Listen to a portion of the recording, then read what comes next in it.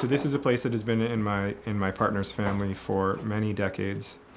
And it's a place that, as of 5 years ago, became available for a place for me to paint. And the fascinating thing about the place was that it was filled with the previous occupants' things. It's where many of these objects for the show came from. And it was a really special experience to be able to find these things that might have or might not have meant the world to them.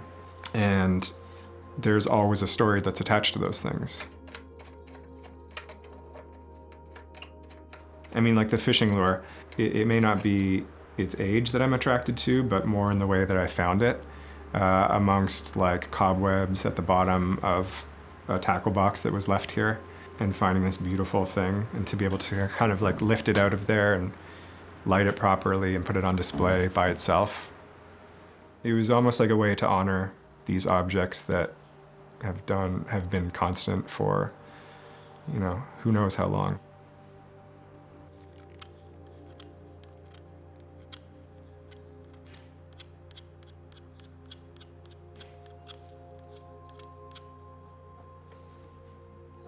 I think the realization that I came to was that these objects that we use or hold onto or clip to your belt every day can hold as much beauty as the much more ornate things that I was painting 2 years ago, which were far more things I would put on display or things that people would hold in really high regards at wherever, like in a bookshelf or in a desk drawer.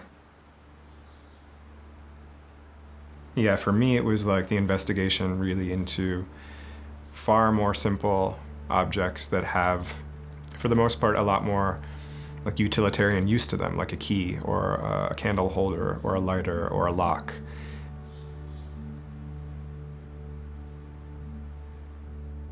The simplicity in these ones is what I found really beautiful.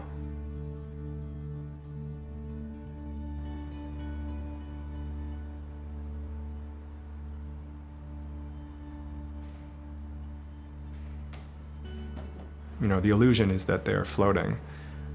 And I don't know, I did that on a whim, but I think that was, in one way or another, to create some kind of wonder around these things and elevate them further and make them kind of magical or mysterious in a way.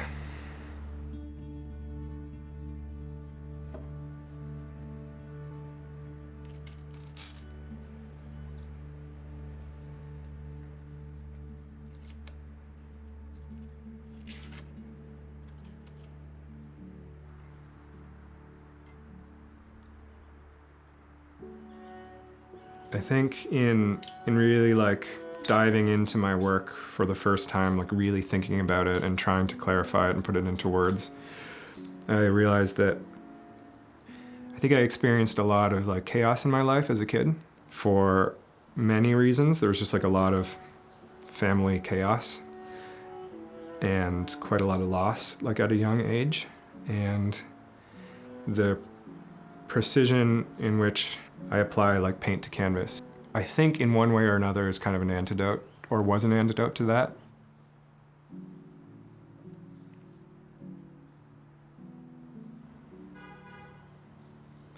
Especially like coming out of university, that I think might have lent itself to kind of that chaos and trying to find peace in precision and control.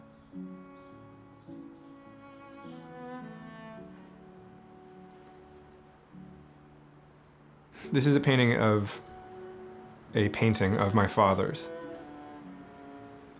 This was a special edition catalog he made and then had these steel frames built for the catalog to live in so that you could hang it on your wall as a piece of art, but it'd also be his, you know, his latest catalog that he had worked on.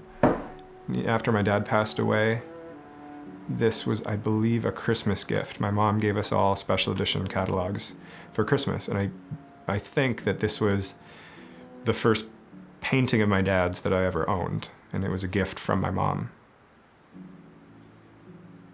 And I think this one kind of flies in the face of what we've talked about so far, in that these objects are kind of utilitarian, they're kind of mundane. This is kind of like the polar opposite. This is just like, means the world to me. And it just seemed like a beautiful way to bookend this show. I think a lot of people will look at it and not have a single clue what it is. But to me, yeah, it felt very intimate to work on this painting. And it felt like I was connecting with my dad in a way that I haven't in a long time. That's the fascinating way in which objects can hold so many memories and be tied so innately to people and to love and to life. Overall, I think that's what fascinates me about these things. Even when they're things that don't belong to me, it's fun to think about what this thing meant to someone else.